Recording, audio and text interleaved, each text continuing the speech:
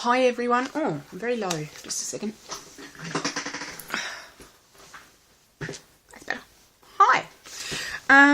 So today is the 22nd of May 2014.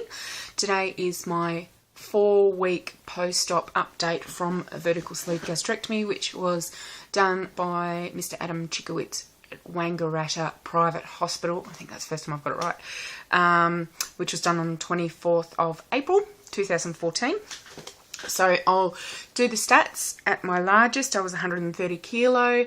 Last week, I was 114.9 kilo. And this morning, I was 114.2 kilo. In pounds, I started at 286. Last week was 253. And today was 251. So it's a loss of £2.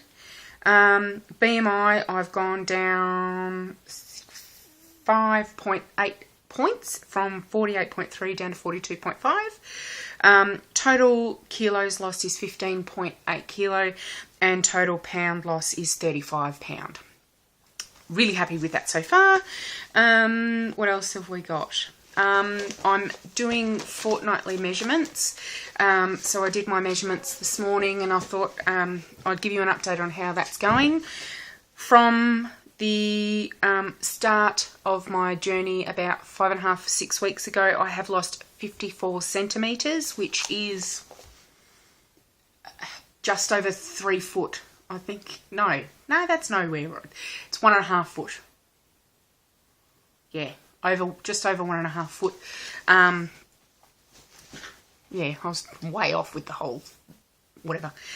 Anyway, so 54 centimetres. So that's taking into account my neck, my bust, my left arm, my right arm, my waist, my hips, my left thigh, my right thigh, my left calf, my right calf.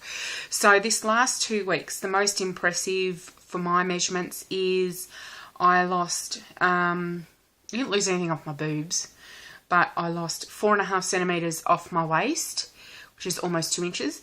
And I've lost the same, 4.5 off my hips, which I was really, really happy about. Not a lot of movement in other places, but that was fine. So I've got a fair bit to update you about today. I've had a fair bit going on with my medical checkups, dietitian checkups, surgeon checkups, all that sort of thing. But first, I'll go through as chronologically as I can. So my first appointment was with the dietitian. So I went in there and, so the first thing we did was this, which is the in-body body composition analysis. So she did one when I first visited her on the 11th of April. And what it does is it looks at your weight, your muscle mass, your body fat mass. It looks at your protein levels, at your mineral levels, your BMI, waist-hip ratio, basal metabolic rate. And then it actually breaks down your segmental fat and everything here. So it tells you approximately how many kilos you've got of fat in these areas in your body. So, it was really interesting to see. So I think it was around about 5 weeks difference. In that time, according to her whiz-bang machine, I have lost 14 kilos. It's a little bit different to mine, but whatever. I have lost a little bit of muscle mass, which she said simply because of being on the pre-op diet and the fluids and having the surgery and everything. She said that's quite normal. She wants me to focus on building up, doing weights and everything when I start getting really active. So to kind of stop that muscle mass deteriorating. My body fat has gone down 8 kilo. So that's pretty good. I've lost 8 kilo of fat. That's a shitload of fat, so I'm happy with that. Another thing to mention from her was my fitness score didn't change, which she said was a bit odd. So we're just going to keep an eye on that. But anyway, so that was interesting just to kind of get that really in-depth analysis done. So I was looking forward to that. I think I was expecting more change, but it's okay. I'm happy with what I got. So anyway, when I went in there, we spoke about how I'm eating, because according to her, when I saw her before the operation, she gave me some documentation about what I should be eating. And I'd gone in going, oh, you know, I'm a bit naughty. I'm pretty much already on soft foods and, you know, I'm tolerating them all. And she goes, no, that's fine. So I went in there with questions like, how many calories should I be consuming a day? How many calories should I be burning a day? How many of those, what percentage of those calories should be protein-based? What should be fat-based? What should be, you know, made up of dairy? How many carbohydrates should I have? La, la, la. And it just kept going and going and going. And she observed that I have a lot of rules around food. She said that's very normal for people who have been obese for many years because of the dieting cycle. So I've never had it actually named to me. I've never had someone say, Cassie, wow, you've got so many rules about food. As soon as she said it, I went, yeah, I kind of really do. So basically, she said, what we're going to do is we're eliminating the whole calorie thing, which I'm struggling with. I'm off calorie, MyFitnessPal at the moment, but I must admit I'm kind of keeping a bit of a running tally in my head. But what she wanted to look at was mindful eating. So what she basically said was, through all my years of dieting, I have been on a restrictive eating cycle, which is basically you're driven by the rules of eating, when you should eat, what you're allowed to eat, how you need to eat it. Like you've got to, I don't know, there's different diets, like you have to cut it into 4s and chew it 20 times. I never had a diet like that, but you know, how it's prepared and consumed can be quite controlled. How much you're allowed, and you've got to, whatever you've got to bring in, you've got to get out on energy, and you know, all that sort of stuff. So what she wants me to focus on is more of a mindful eating.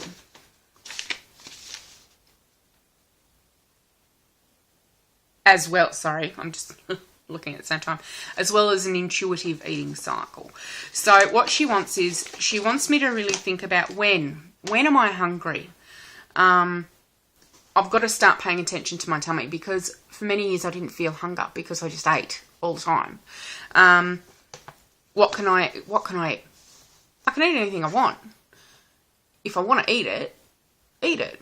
Just make sure it's what I want, and then I'm paying attention to when I'm eating it, and then I'm aware when I'm full and all that sort of thing. So how? I've got to do attention and do it with attention and intention. How much? As much as my pouch says, Cassie, you've satisfied your hunger, move on. And where? Well, my energy that I'm taking in goes towards living my life. It's not about earning calories to spend on exercise or saving calories to eat later or anything like that. So it's about that letting hunger and the need to fuel my body to dominate why I'm eating. Then what I've got to do is, while I'm thinking of that, I've also got to think of my mindful eating. So that's, when do I want to eat? What am I thinking about eating? Do I really want it? Is that something what I want? You know, doing all that sort of thing. Sitting down and tasting it and experiencing the food, and not just shoveling it in like a bloody backhoe, because I'm shocking with stuff like that. So how much do I eat? I eat as much as I need to eat to satisfy my hunger. So things like that. It was really, really interesting, and it made sense. And she gave me a couple of tools to use, which was this, which she's already given me, but it kind of clarified everything. So I don't know if you can see that. So it's the hunger and fullness scale. So when you're thinking of eating, you think, okay, where am I at the scale? Am I ravenous? Am I starving? Am I hungry? Have I got hunger pains? Am I satisfied? Then when I'm starting to eat, and then I've got to pay attention to, am I satisfied? Am I full? Am I very full? Am I discomfort? Am I stuffed? Or am I sick and in pain? So I used to wait until I was starving to eat, which is when I must eat and I must eat now. And then I'd eat until I was stuffed. My clothes were tight and very uncomfortable. I don't want to be there. So she's allowed me some opportunity to think about that. Then she gave me this, which I'm going to put on my fridge. If you're not hungry, what you're looking for is not in here. So that's to stop that mindless snacking, boredom snacking and what have you. So they're really good. I'm going to try and use those tools. And she said, look, she's quite happy for me to visit her whenever. So I've booked another appointment for about 6 weeks' time. So that's really good. Ultimately, I thought, yeah, I'm going to take this on board. And then I came home that night and I actually experienced foaming because I ate too quickly and too much. So, you know, I still have a ways to go. Plus, I never want to have foaming again. That was frickin' disgusting. Oh, yuck. It was just disgusting. For those of you who don't know what foaming is, you stuff yourself. I could feel my food sitting like right here. Sorry, big booby shot, that one. Right here. And then when I was sitting there after I was eating, I felt like if I go forward, my food's just going to fall out, and I felt ill and I felt off and gross.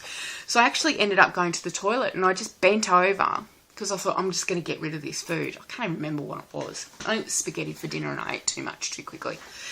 And so anyway, it's just this foam came out, mucousy foam. It was just disgusting, and it was just foul. So anyway, I don't want to do that again because yuck.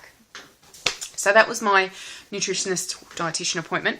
So that went really well. And then that afternoon I also saw the GP, but that was just a general checkup. She was quite happy to see how well I'd gone. When I walked in, she said, oh, I can tell that you've lost weight. So that was really good. So yeah, that went really well. Sorry, I'm thirsty. I also find I can drink a lot too. Like I can guzzle and it's not a problem. I don't know. That's something I need to be worried about, but whatever. Okay, then I had my surgeon's appointment yesterday, so I have to drive there and back. It's an hour and a half round trip to go on the highway to go and see him. So I went and saw him, and I weighed in, and according to their scales, I'd lost about 15 kilos, so that was good. He was really, really impressed with how I'd gone. He said, oh, you know, a lot of people... Sorry. I do burp a lot now that I eat, when I eat and drink. Excuse me. So he was really, really happy with how I'd been going. He's a bit blasé, like he's, oh yeah, you're doing good, okay. Yeah, anyway, he said, pardon me, I can now do cardio. I'm just not cleared yet to do weights, which I've got another 2 weeks until he said I can do that. So I'm going to wait until I'm 6 weeks out before I start doing any weights. I was looking at joining a gym, but I just can't afford it. So I do have a treadmill here. So I'm going to do the Cedar 5K because we've got a local 5-kilometre fun run here in August that I want to do. So I'm going to train for that. And I've also got an exercise bike, which I'll do on the other days. I've got to walk the dog, obviously. And then... Once I'm 6 weeks, I've got some Michelle Bridges toning and whatever DVDs with weights and stuff. So I've got everything I need here. I really don't need to spend, you know, $60 a month to go to a gym that I probably won't end up going to. Good news is my surgeon's also going to start working locally as of September. He doesn't want to see me again until September, when I'll be about 5 months out, so in about 4 months.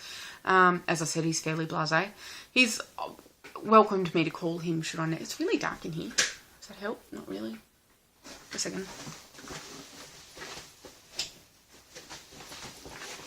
That's a bit better. So he's welcomed me to call him at any time I need him. But, yeah, so he's moving. He's going to come do visits here once a month. So no more travelling to go and do my consults with him, which is really good. Couple more things. NSVs. My engagement ring fits. Pretty. I know it's not much, but it's mine. I love it. I've not been able to fit my engagement ring for probably close to 2 years. So I'm really stoked that I can wear that now. My 9-year-old gave me a cuddle the other day and her arms went all the way around. It was really nice. Another NSV. My seatbelt's a lot more comfortable. It doesn't kind of come up, choke me because my boobs are in the way. It actually sits over my shoulder now a lot more comfortably, so that's good. And I'm sleeping better. I'm using my energy more. Yeah, I feel healthier, so that's really good.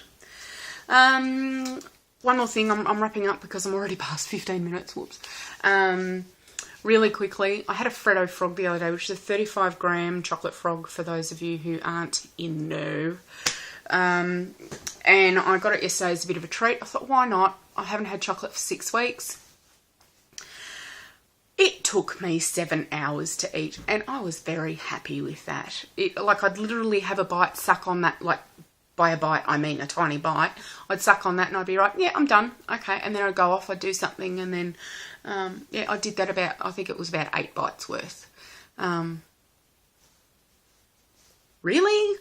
You know, and I went in there, I'm going, I just want a little bit of chocolate. And they're like, oh, this is on sale, this is on sale. I'm like, no, I just want a little chocolate. And I got the little chocolate. That in itself's an NSV. And then the fact that it took so long and I was satisfied. And I'm about to get interrupted. And there's tears. So I will talk to you later. Thanks, guys. Bye.